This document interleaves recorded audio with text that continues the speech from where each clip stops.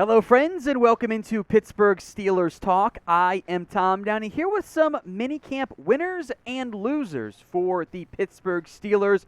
Those of you watching when this video goes out, it is June 9th. That is 6-9. So type 69 in the comments section if you are indeed having a nice day. I think we all are. So have some fun, be mature, and type 69 in the comments section. Our first minicamp winner, that is Cam Heyward. I wanted to do right by Cam Heyward when he says, quote, "I'm in the same category as Aaron Donald." Cam didn't like it's Aaron Donald and everybody else among the interior defensive linemen across the NFL. He wanted to be Aaron Donald, Cam Heyward, and then everybody else. So, Cam, all right, I feel ya, and I get it. I think Hayward is one of the more underrated players in the entire NFL. Maybe it's because he plays with TJ Watt, and Watt gets so much attention. But Hayward consistently, over his time in the NFL, has been a reliable impact contributor against the run, against the pass, and if you are going interior defensive linemen, so 3-4 defensive ends or 4-3 defensive tackles, if you have, Aaron Donald 1, I think it is then Cam Heyward, number 2. Also, decent chance, by the way, his brother ends up being tight end 3/fullback 2 or whatever the exact combination will be. But he was drafted, and as the Steelers continue to be the true team of brotherly love, suck it, Philadelphia, that sets up pretty well for Connor Heyward with Pat Freiermuth, Zach Gentry, and then I do think Connor Heyward at tight end 3/fullback 2.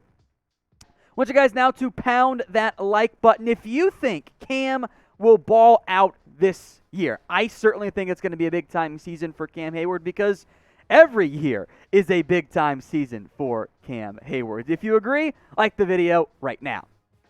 Next up is Myles Jack, and this is a very promising development for Pittsburgh, although to an extent, probably go somewhat expected from that standpoint. Also kind of a hybrid winner for Brian Flores here, since Myles Jack says Brian Flores, the new defensive assistant in Pittsburgh, is the best coach he has had.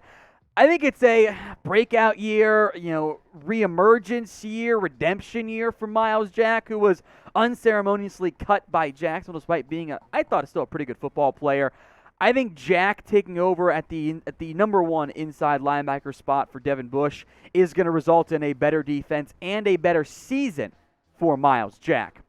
Now, Jack has never made the Pro Bowl, but given how good I think the Steelers defense will be, plus playing behind guys like Cam Heyward, TJ Watt, I think that will benefit Jack. Do you think he makes the Pro Bowl this year? Y for yes, N for no.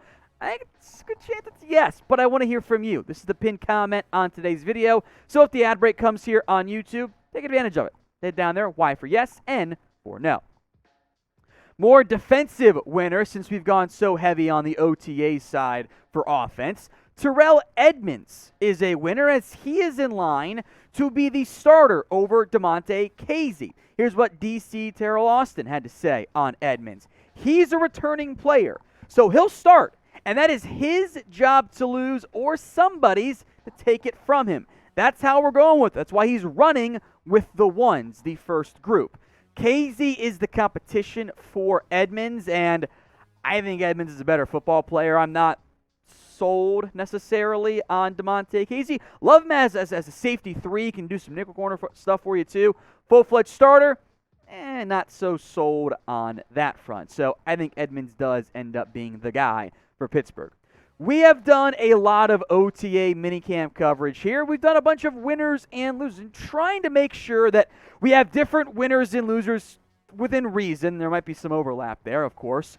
But if you've missed those videos, here's what they look like. The thumbnails for those videos breaking down the winners and the losers of OTAs. Now, we're at minicamp, with minicamp already over kind of quickly for Pittsburgh. Now we have the lull as we enter and the waiting period for training camp, but we're still going to have videos for you guys. So if you haven't already, hit that big red button and subscribe. YouTube.com/SteelersTV. Here's another winner we've talked about somewhat before. Chase Claypool. I think the commitment by Claypool to establish or reestablish himself is impactful and important. He is serious about getting better. And I know it is best shape of life season, hardest working season ever. I actually believe Claypool when he says this stuff. Here's what Chase had to say. Quote, I bought a jugs machine, put it in my backyard. I've been trying to catch a couple hundred every day. Then I got a Monarch at the field we work out at. It's like an upgraded jugs machine. You have a clicker, and then you just shoot balls to yourself. So I've been working on deep balls a lot. I love to hear this from Claypool. And yes, he can just say the right things. I get that. But saying the right things is step number one. You know, Claypool had some issues last year. He has been close to 900 yards each season. I think, though, 1,000 yards is within the range of outcomes if the Steelers give him the ball a little bit more and he works out the kinks of some of those drops and whatnot. So the over-under is set at 1,000 yards for Chase Claypool this season. Do you think he hits over that number or under that number? Type in O for over, U for under. Cannot believe we're talking about kickers for those of you that know me so well. Minicamp winner number 5 is Chris Boswell, as his coordinator has promised that Boswell will get a new deal. That's kind of a big deal as far as I'm concerned. But Steelers special teams coach Danny Smith, quote, he'll get a new deal at some point, and he promised that. I am inclined to agree. Boswell's been, as far as kickers go, fairly steady and consistent in his time in the NFL. Now, speaking of contracts, let's also talk about some of the losers, because contracts are a big factor in that. Not going to include Diontae Johnson here, because I do think he gets paid in the very near future.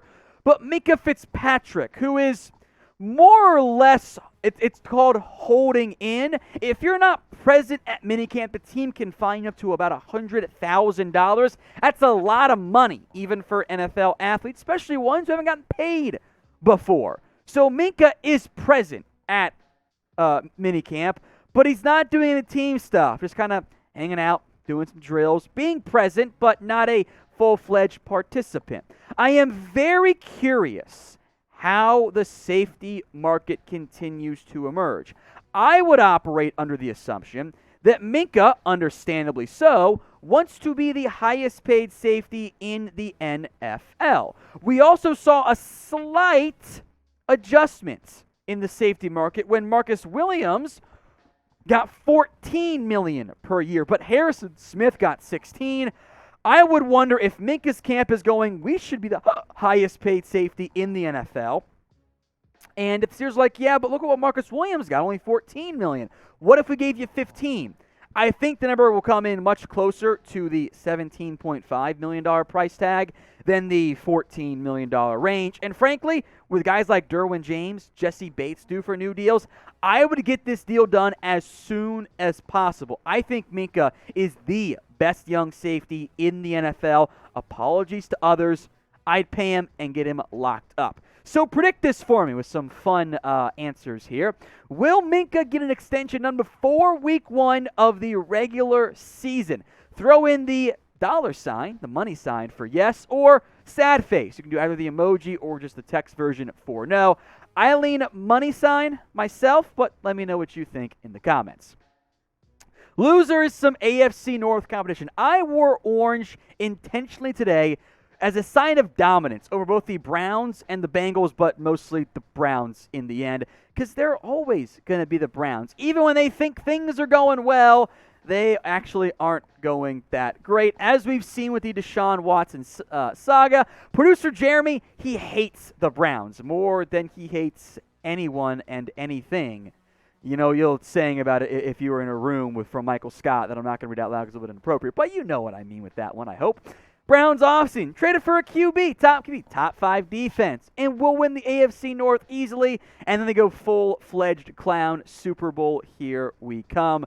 The Browns have not had a good offseason with the way the Deshaun Watson saga has gone so far. So if you like seeing the Browns suffer, and it's funny to meme on Cleveland, whose biggest argument as a city is, at least we're not Detroit, show it by liking the video right now.